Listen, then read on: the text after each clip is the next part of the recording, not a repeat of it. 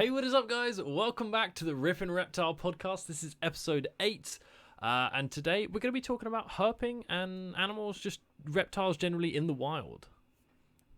Yeah, everything from like herping in the UK, where we want to go herping sort of all around the world if we could go anywhere, where our favourite species are from, and then we'll sort of finish it off with like wild caught v captive bred, like which one is better.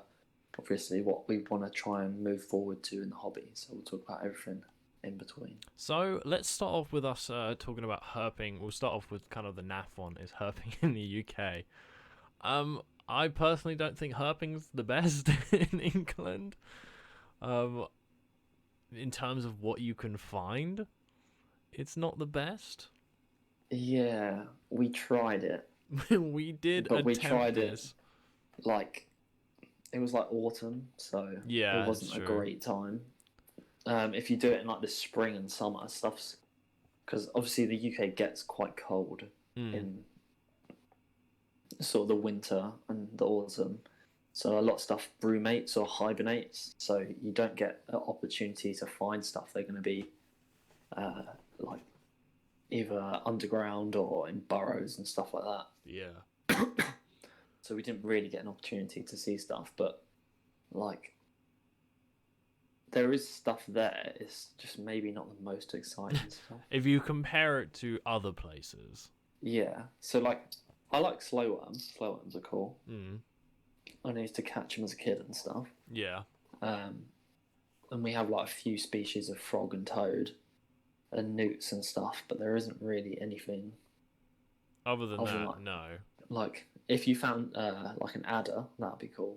Yeah, I'd say that's one of the cooler ones that we've got. How does this happen every time? This doesn't happen when I'm like on call with other people. Alright, there we go, we're back. I'm getting so quick at fixing it now. It's the only venomous snake in the UK, so yeah, it's a pretty cool one. And I've seen some cool ones like near us, like on the downs and stuff. So if we could find one of them, if we go herping in next spring, summertime. Yeah, we can try again, and then like, I feel if we ever like went somewhere in the future, that would be cool. A cool thing to try. I don't know where we would plan to go. We haven't really discussed that, but where would you want to go if you could go herping in another? So if we're talking anywhere in the world. Yeah, let's go. Yeah, go globally. Basically, like maybe like the only place I want to go because it's got all my favorite reptiles. Okay. Is Israel. Oh, okay. Not the answer I was expecting. Like most people would think, like, oh, you'd want to go to like the Amazon or Australia or something. Yeah, those are my ones. But Israel is like super underrated in my opinion for reptiles. Because basically, if you think about it, like Israel in the map is obviously like in the Middle East. Yeah. So you've got all the sort of different reptiles that live in Europe, Africa, and Asia. It's like they all come together in that point. So what kind of stuff would you be finding? So you have like a massive variety. So I already keep 2 species that are actually found in Israel. Okay. So the dwarf sand geckos. Oh, okay. They range from the whole, like pretty much the whole of North Africa, into Israel and Jordan. So they can be found, as well as other species of the Stenodactylus, like are mostly found in Northern Africa and the Middle East. So there's like 2 or 3 different species of Stenodactylus in Israel. And then the wedge-noted skinks are found in Libya, Egypt, Jordan, and Israel. Oh, okay. So you can find them in Israel as well. Ah. So that would be your number 1 place? Yes, like them 2 that I obviously keep. Yeah. And then there's tons more that I would want to keep from Israel as well. So some of your top ones, if you want to name off some of your top ones. Similar to the wedge-noted skinks, the ocellated skinks. Okay. They're pretty cool. There's other different species of geckos, like there's different species of like web-footed gecko and stuff. Different sand geckos. I'm pretty sure even the is it Halmahera geckos and stuff are from there. Okay. So there's all of them. Like there's tons of different sand geckos, which obviously one of my favourites. Yeah. As well as the skinks. Like, and then you get onto like the desert horned viper and stuff. Yeah. They're from Israel and places like that. You can find different sand boas in Israel. I'm always going to go for sand boas. So yeah, there's like all my favourite stuff is there. No, I'm not even sure how much, because I know, you know, the Egyptian sandfish. Yes. That I want. Yeah. They cross paths with the wedge-snouted skinks. Like that whole area of like northern Africa into the Middle East is my favourite area. How strong is Israel's actual wildlife population? Because I know you said these things can be found there, but what's their you know endangerancy like with their type of animals? Like, is this going to be a common It depends. Like the geckos and skinks and stuff are pretty low on the list for stuff, but so there'd be a high chance you could find them.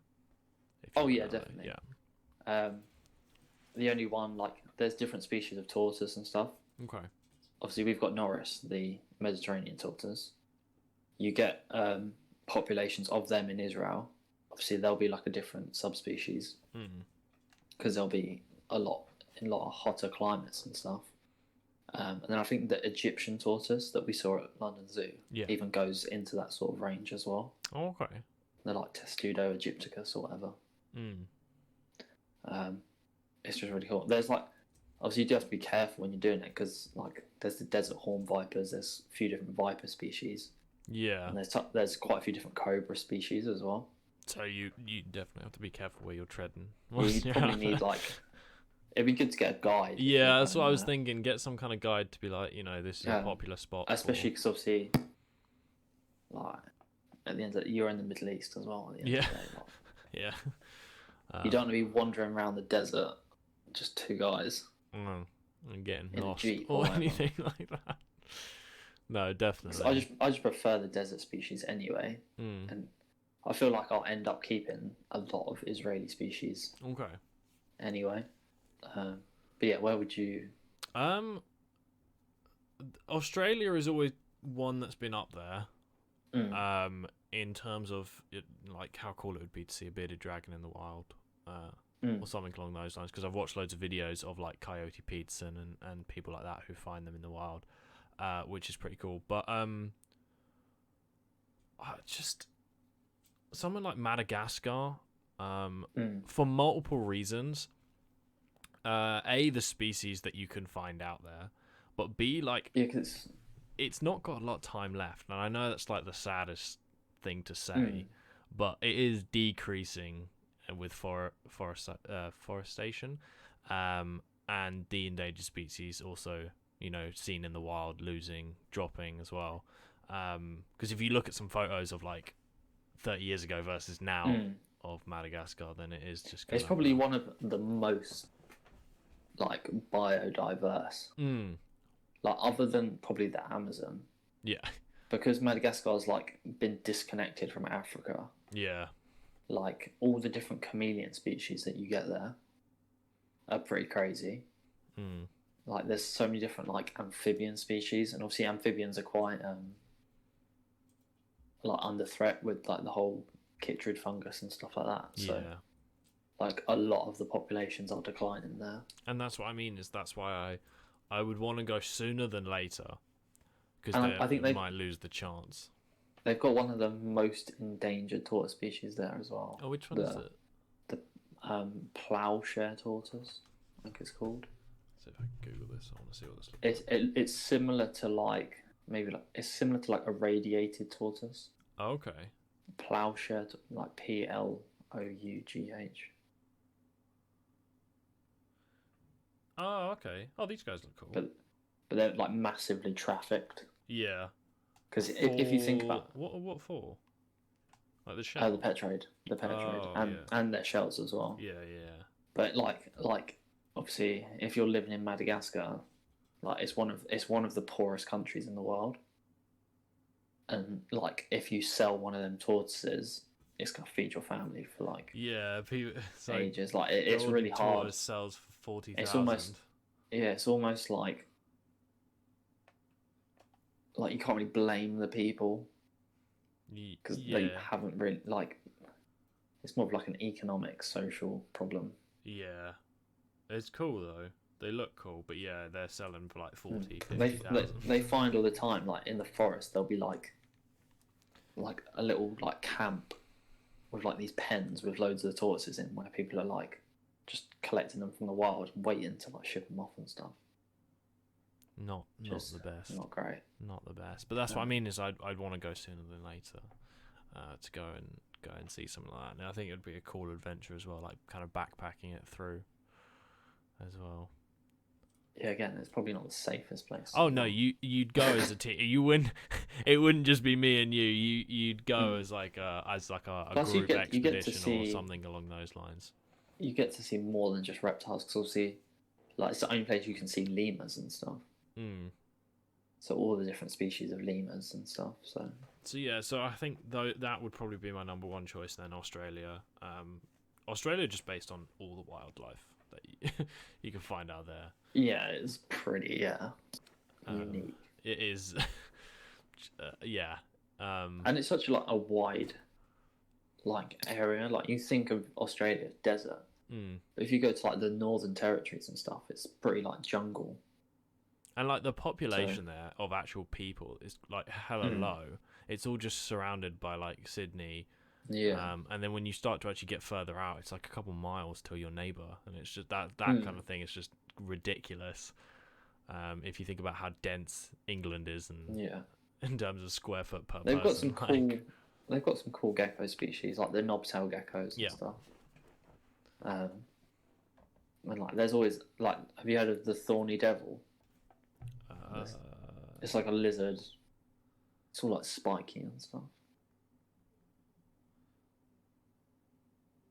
Oh yeah, I've seen this before. Yeah, but they're sick. Yeah, they have them in like the zoos there and stuff. But I think they exclusively eat ants. Oh, okay. So they do not like the kind of thing that would eat ants. Is this something that would be on DWA or anything? No, they're not dangerous. Are these available? But no. Oh, okay. That's what I'm saying. Like, I was like, they exclusively eat ants. They're really small. They're only like this big. Yeah. They exclusively eat ants, so trying to keep them in captivity is. I don't think I've ever seen one. I've seen them in Australian zoos and stuff. But yeah, it's basically like an. They are cool though, cool looking. But yeah, you'd need to be ant farming just to feed them. Like kind of thing. Yeah. And they probably eat like 1,000. Yeah, so you'd have to have it on a pretty big scale. Like the Australian outback that is also producing them. But yeah, so that would be my my second choice. I think the other thing with Australia as well, like, to go to some Australian reptile expos. Yeah, we've talked about this in the past. Like all their morphs that they have in Australia, like we don't have over here, and like vice versa, because you're not allowed to import and export them. That's what I mean. What kind of penalty is there for importing and exporting the animals? Let's say from Australia. Death. No, I don't know. What's that bearded dragon in your bag? I think it's pretty, like, they take it seriously. Yeah. Especially, I don't know how much it is like going out, but going in is a lot more, because they're so concerned with like invasive species and stuff. Because see if I can find anything to do with it. Like I don't know. Obviously, they have like the cane toad problem and stuff over there. Yeah. So like, they're already worried about invasive species like that. So. Someone has tried to do it. Okay, so recently, actually, 2018, a couple tried to doesn't say Anyway, it included specimens, included 30 snakes, 43 lizards, 40 turtles, 22 tortoises, 22 frogs, and 19 reptile eggs, and 5 salamanders. Oh, they're going to prison. A 29-year-old woman and a 32-year-old man were arrested and taken to... Basically, they got charged with 10 years in jail and a $210,000 Yeah, I'm not surprised. Like... So I don't think we could try and smuggle something. Yeah, but like it would be cool to go to the expos to see stuff that it must be get like to see. That's the thing is though, like it would be cool for us, but I feel like people who live in Australia, it becomes quite to be honest, similar, I guess.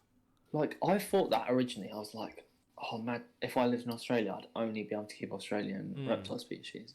But I've been watching more like Australian reptile channels and stuff. Okay. And they've just got so much, like, I'm pretty sure they don't get, like, it would be gutting, like, never to be able to keep some of the species that I know we're going to keep in the future. Yeah. But, like, I think they just have such a variety. That they just, like, they wouldn't get bored keeping. Like, you can dwell on the fact that you can't keep these species, but, like, you've got all the different types of blue-tongue skink. You've got your bearded dragons, rankin dragons, like, binos geckos, knobtail geckos, like... Yeah. Like even like some of your leaf-tail geckos are from Northern Australia, and the I feel frilled like dragons.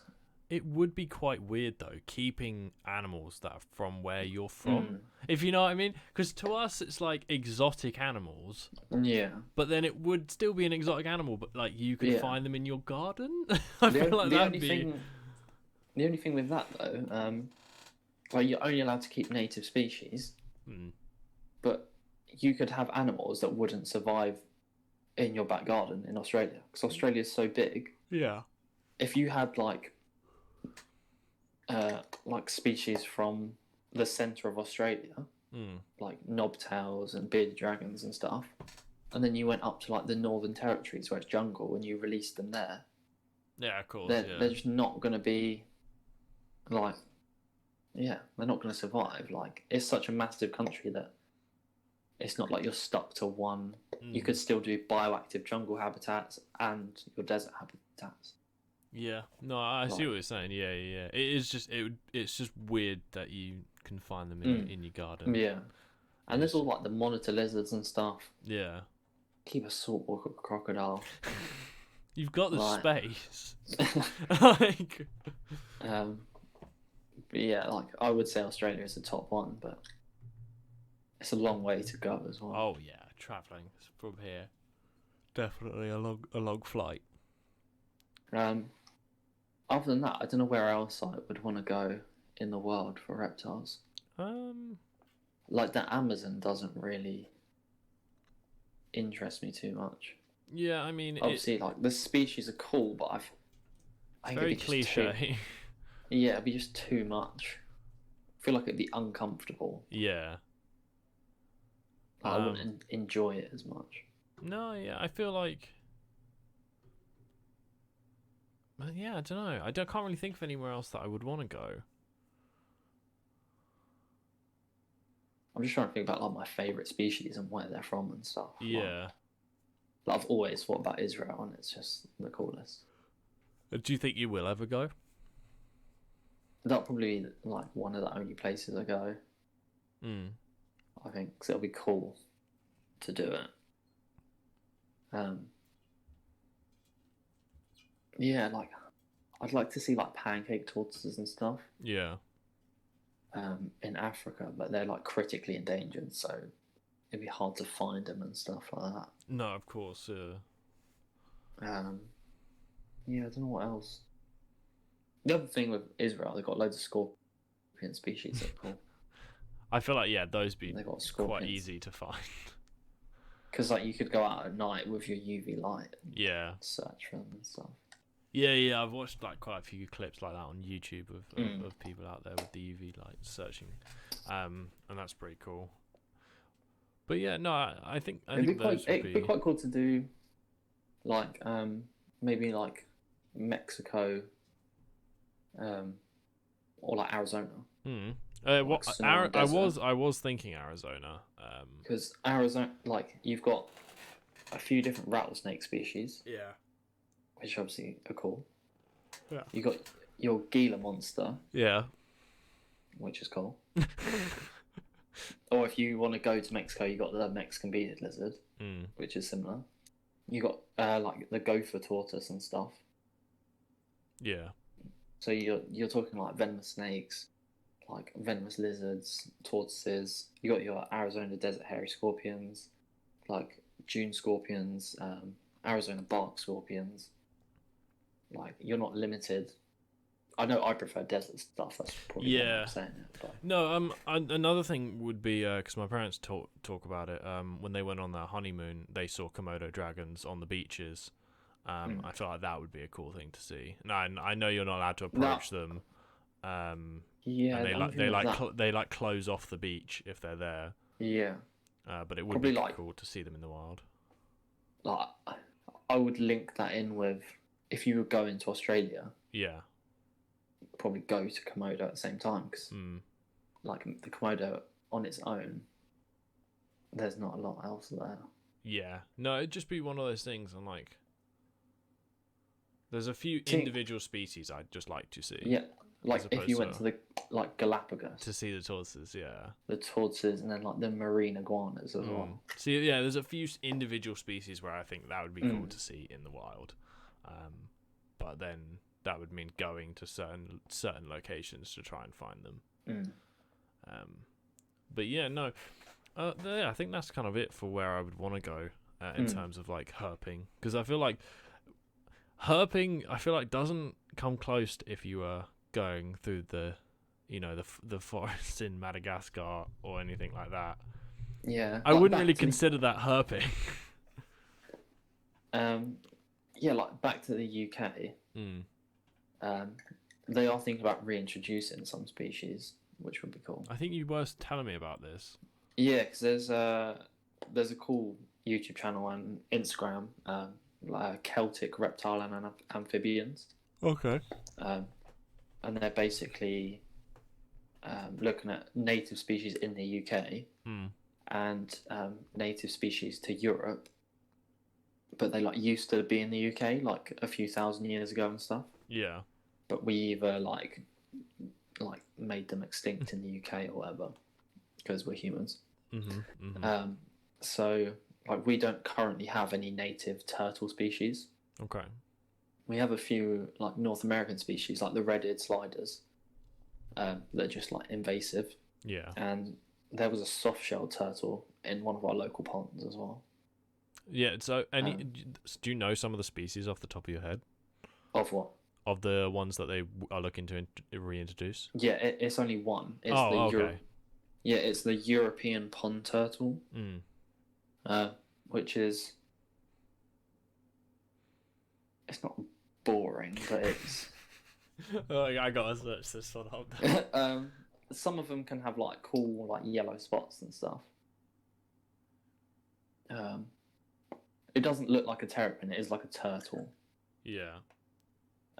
Like almost like a box. Oh yeah, not like a box turtle, but. This is just this is a turtle. A turtle. But it's yeah, not the worst thing. It'd be cool to see them in the wild, kind of thing. Yeah. So like them.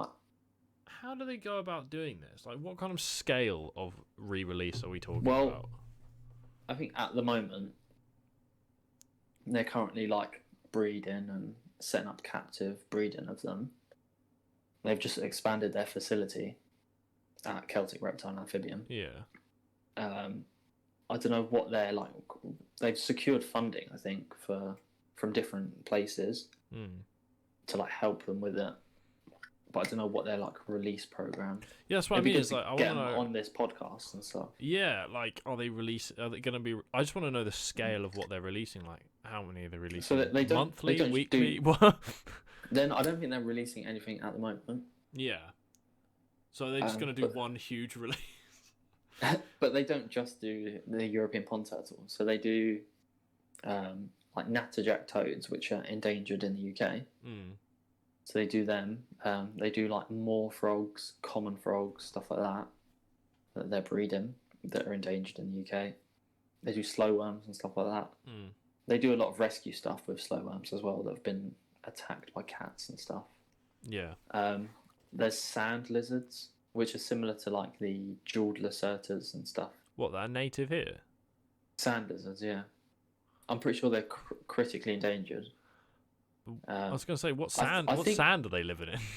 Like camber sands. Oh, okay. I was going to say, like, there aren't many sandy areas in yeah. England.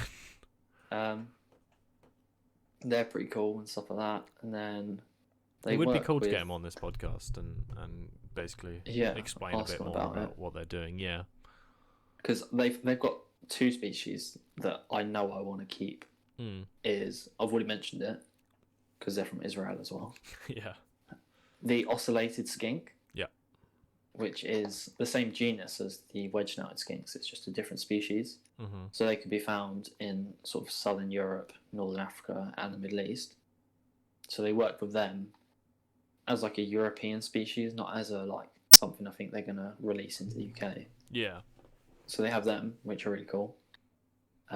And they have the European green toad, Okay. which has like a massive range. It's like Bufo-vidrus.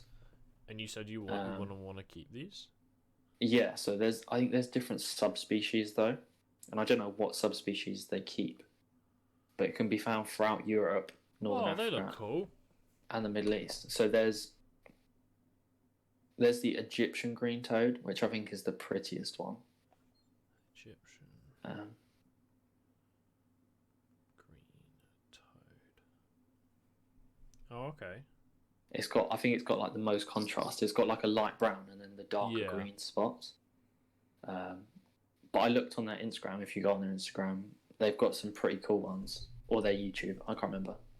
And they've got some really cool ones. So that's something I'd be interested in keeping. And then we could talk to them about it. Because they keep all this stuff outside. Oh, okay. They don't keep anything inside. They have a greenhouse for their jeweled lacertas and stuff. But everything else is kept outside. Oh, okay. I guess so. Which is if they're interesting. if they're native, Yeah. a lot of this stuff is just gonna be useless. So like the pond turtles and stuff, like the pond will freeze over and the turtles stay under the water for like days, weeks at a time. And it can like lower its like heart rate and its metabolic like rate and stuff like that. It can stay under there until it unfreezes. Have they mentioned when they're gonna look and start releasing? Well, if you go onto their YouTube and Instagram and stuff now, they've What just were they called? Celtic Reptile Amphibian. We follow them. Okay. They've just started building the new facility, Oh yeah. and they're building like massive pens. Oh yeah. All for outdoor stuff. So Yeah. be cool to even visit there, but I think it's up north. Oh yeah. It just says. Oh, in Staffordshire. Because if you think about it, if anyone can keep stuff outside in the UK, we're definitely going to be able to keep it because we're as south as you get. So Yeah. Okay. Yeah, they've got some cool stuff. I think it's all native to Europe. So Yeah. Which is crazy to think because you just like, don't you don't think of associate Europe it. being very enriched with reptiles. No, I know what you mean. That's cool though. No, it's cool that it's something that people are doing and people are working towards, and of course they've got our full support for that kind of stuff. Because yeah, I'd like to even get into it. Like if we could like manage to get some European pond turtles and we set up an outdoor enclosure, like that'd be cool. Yeah, I wonder what kind of like legality in terms of legality what you have to go through for re-releasing stuff, or is it just is there an old law that's just like because they're native you can release them like you probably have to go through a lot of paperwork and stuff. Yeah, I can imagine the kind of stuff they're going through. I doubt you can just go to the local pond and release yourself. No way. Here you go. Like, they were native 2,000 years ago. It's okay. There might be some ancient law that just cancels out where it's just like, you know, Yeah. But yeah, I'm sure there's lots of research and stuff you have to go into even thinking about doing something like that. So yeah, they're really good. Like everyone who's listening, go check them out because they're only like 17 years old as well. The like, people doing it. Yeah. Oh, okay. I didn't know if you meant like the company itself, or if like. No, it's just like 2 guys doing it. That's good. So it's pretty good on them trying to. Our northern help brothers. out the UK. We're in the south. They're in the north. It's good. So yeah, do you want to move on to the next part? Well, we've been talking about sort of what like where we would herp and where we would look for stuff in the wild. We'll talk about like wild caught animals if you buy wild caught animals, because obviously someone's gone out and herped for them. That's what I mean. Okay, yeah. Let me start off with I'm gonna start off with some questions because I'm sure you know a bit more about this. People go into. We're going to use Australia as an example. I know you can't import export, but we're going to use guy in his back garden finds a bearded dragon. Is he allowed to just get that? Like if he captures it, is that, first of all, is that allowed? Are you allowed to just take animals out of the wild like that? It depends on the country. Okay. So in the UK, we have like the Native Wildlife Act. Yeah. That means you can't take animals from the wild. Okay. And put them into captivity. So even like we talked about Celtic reptile and amphibian, they obviously keep native species like slow worms and stuff. One, they have to have licenses to keep them. Okay. And 2, they either have to be captive bred or rescued. Okay. So like some of their bloodlines are from Europe because they're captive bred rather than having English ones. So yeah, so then what is all this? Some countries, so it's easier to talk about like Northern Africa. Okay, let's go with that then. And Israel, because if you think about like the wedge-snouted skinks we've got are the ones we've just bred are the 3rd generation captive bred. Yeah. But the ones we bought are the 2nd generation. So like 2 generations before would have been wild caught. Yeah. So because tell me the process of how that goes about. Does it have to be a company that gets them out of the wild? There's a guy. Just a guy. Just some guy. Could be anyone. If you go on Facebook groups and stuff, you find the guys. Okay. Which aren't necessarily the most legit people. So I wouldn't recommend buying stuff off these people and stuff. Yeah. But what they'll do is they'll probably go out at night and capture a load of geckos, lizards, whatever, and probably sell it to someone who's then going to ship them worldwide. Okay. And they make good money off of this? No. I doubt it. Just capturing an animal. Because you don't know the health of that animal. Yeah, parasites and all that. Parasites, like stuff like that. Plus, by the time you've caught it, like it's been like caged up or whatever, and then shipped around. It's probably going to be dehydrated, stressed, malnourished, stressed. It's going to have all these problems with it. Yeah. That obviously, once it gets to the UK, it's going to probably go to a pet shop because pet shops can like go to like a dealer that buys all of them wild caught. Okay. And they can buy them. Obviously, they're going to have all the problems I mentioned. Yeah. So you've got to get it to start feeding because in the wild it's going to be feeding on whatever. Yeah. You've now got to get it onto a diet of just crickets and mealworms. So they might not eat. They might not thrive in captivity. So you've got all these problems. That's why wild caught animals tend to be cheaper than captive bred because you're taking a risk. Yeah. Like obviously, the sand geckos we got were possibly wild caught. We don't actually know. We did ask them, but they didn't know. But luckily, like I waited 2-3 months before I bought them. You know, like when we saw them in the shop. Yeah. So, like, if there was a problem, it probably would have already shown up. Yeah. So it's almost like keeping them in quarantine. Because you don't know if they're gonna have something that they could pass on to your other animals in your collection as well. Yeah. Like a big problem with snakes is mites and stuff. Mm. And obviously once that gets into your collection, it could spread through animals and stuff. So Yeah. like wild caught is always a risk, but with some animals, like you don't have a choice. Okay. So like the Berber skinks and the Peter's banded skinks that I want. Like I've mentioned in previous videos, skinks are really hard to breed. So pretty much all of the but we did it. Well, we did it. Skinks are really hard to breed. So pretty much all of the Berber skinks and Peter's banded skinks come in wild caught. Okay. So obviously a lot of them have problems and stuff like that. And then people can't set up a captive breeding program because they're so hard to breed. So there's no captive bred supply to sort of get us off of the wild caught trade. Yeah. So when in terms of breeding, like a lot of the stuff that I see at least is like parasites for wild caught and all of that. Is there any stuff that the wild caught thing can have that would pass on to the next generation if they did successfully breed?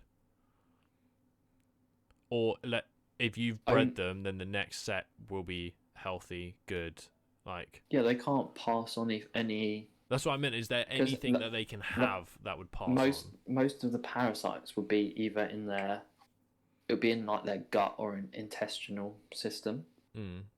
So like, there are companies where you can like send off the like feces and stuff, and so they can check it in the lab to see if it's got parasites.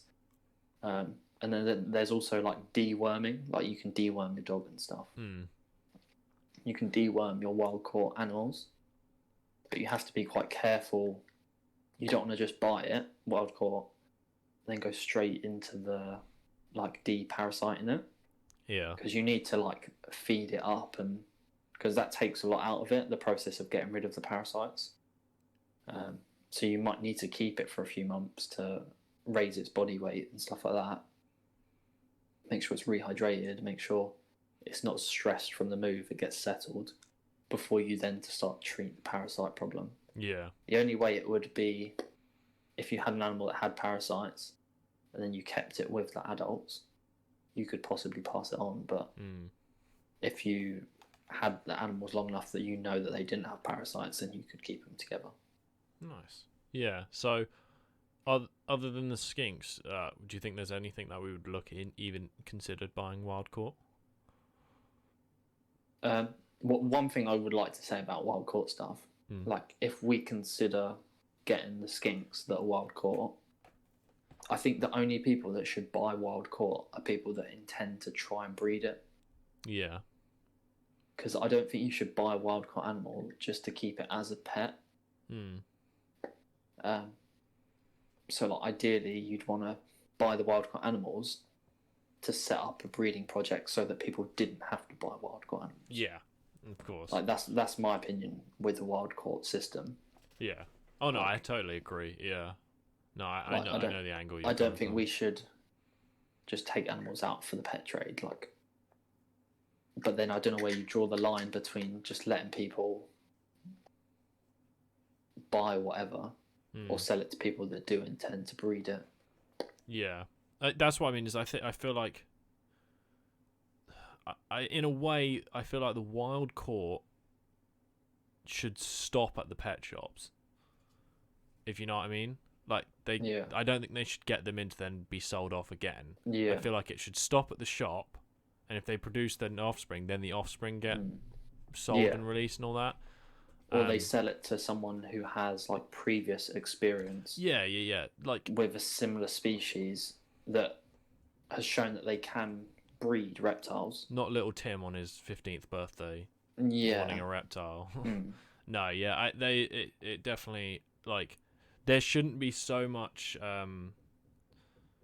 like middlemen, if you know what I mean. It should go from the wild to the exporter to the importer to the shop. Done. That's it. That's all. Like it's then or shop or person who's wanting to breed them.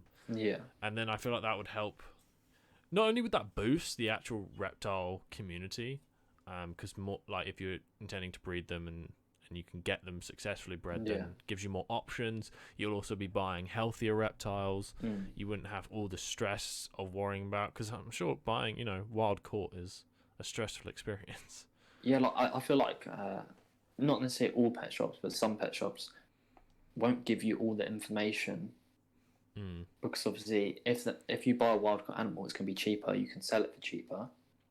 So if you're someone that's inexperienced in keeping reptiles and stuff, you just think, there's a cheaper alternative. You might look at one shop and they've got what you want for 50 quid. Yeah. And then another shop's got it for £100, and you're thinking, I'll just get the £50 one. Obviously, yeah, it's no brainer. But then what they're not saying is, it's wild caught. They don't caught. tell you. Oh, what does that mean? Oh, it just means it's not been bred. It's just caught from the wild. And then you buy it. Yeah. Then you don't actually know that it might be in parasites. It might. It could have parasites. It could be old.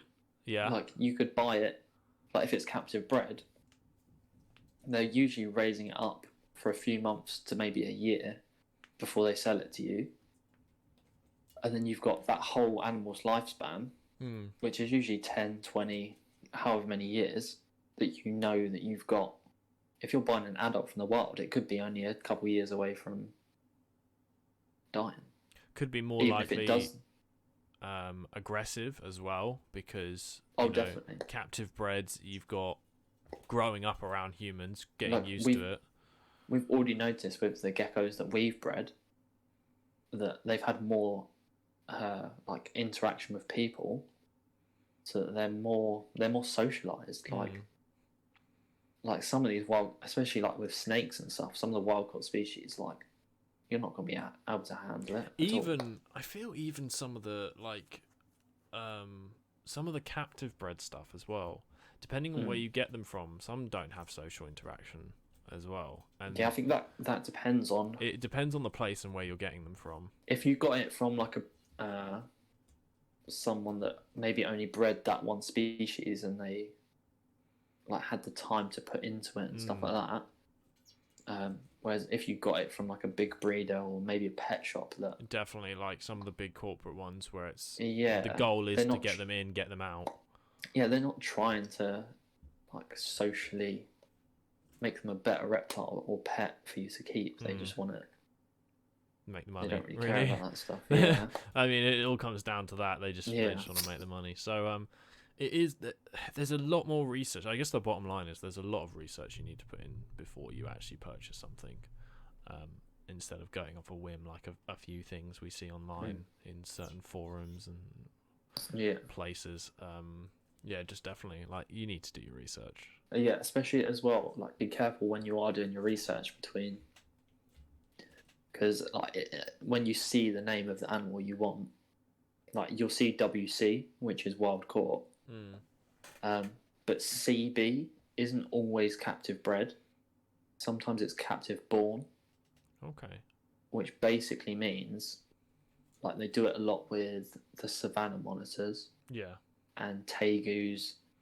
They do it with some ball pythons as well. They'll basically take the mother from the wild, so she'll be wild caught. They'll keep it in the country where it was from, and then wait for it to lay its eggs, because they'll catch an adult, so the likelihood it is pregnant, or gravid, the proper term. They'll lay their eggs, re-release the adult back to the wild, but then sell the babies. Okay. So it's slightly more sustainable than wild caught, but slightly less. But it's still not as good as captive bred. Okay. Because they'll just most of the time just write CB, so it's a bit. Some people put misleading. CBB, which means captive bred and born, born and bred. Yeah. So that means you get both, but a lot of time, not a lot of stuff is just captive born. So people just put CB for captive bred, but it is worth asking, especially with some of the more species that are well known for being just captive born. Yeah, is worth asking. Or sometimes they put CF instead of captive farmed. Oh, okay. Which is the same thing. Yeah. Because then at least it's like a more distinguishable difference than just putting CB for captive born. Yeah. But yeah, no, it is. But captive bred's just always the way. Yeah, and that's kind of what our goal is as well. Is to because it's going to save populations in the wild as well. Like, yeah. Even the ones that aren't a concern, you don't want to make it a concern by us. Like if we got animals wild caught and then made them really popular, but the only way to get them was wild caught, then you're like directly impacting. That's the whole thing with tortoises. Like tortoises are probably one of the most trafficked animals in the world, and people think it's easier just to take it from the wild than try to breed it. Yeah, which then just causes and it's a shame. More issues. Yeah, it's just a shame. Like if more people were putting in the effort to capture breed stuff, which we hope to do. We hope to, yeah. And we've tried, we've done. We've done as well. We plan to do a lot more, but as for now, we are at the end of this podcast. We've hit our marker of how long we try and keep this series for you guys. So I think we're going to do just a bit of a little outro. Basically just saying like do your research before you purchase anything. Just ask. Most of the time, like I feel like yes, maybe the store doesn't say, but also people aren't asking. I think a lot of people in pet shops they're too scared to ask questions and stuff. Yeah. Whereas it's like the more questions, and don't feel like you have to buy that animal like then. Yeah, then and there. There's so many other options. Ask them some questions, do some research, go in, ask them some more questions. Like at the end of the day, I feel like pet shops and people selling stuff, like they have a responsibility to the animal as well as the new owner. Yeah. Like they have a responsibility to make sure that animal's welfare is correct, that they know what they're going to be doing, rather than just selling them an animal and then there's going to be problems later down the line. Yeah. So yeah, definitely do your research. But I hope you guys have enjoyed this episode of the podcast. It was a good episode talking about all of the more captive and captive bred and wild stuff and where we'd want to go. Anything else? The comment for today, if you're listening and you've listened to the whole thing, comment down below which country would you go to herp if you could go anywhere in the world. But other than that, don't forget to leave a like if you are enjoying this series. We do want to keep putting out the podcast every week. Leave some suggestions of maybe what you would want on the podcast. We're definitely going to look into having people on the podcast soon once we have a proper setup future, where we want to actually have the setup ready and we can actually see each other in real life, which would be good. So yeah, don't forget to leave a like on this video. Don't forget to subscribe to see all of our future content on here, and don't forget to go over to Instagram, see all of our background, behind the scenes kind of stuff. Without further ado, I hope you guys have enjoyed, and we will see you guys in the next one. Bye guys.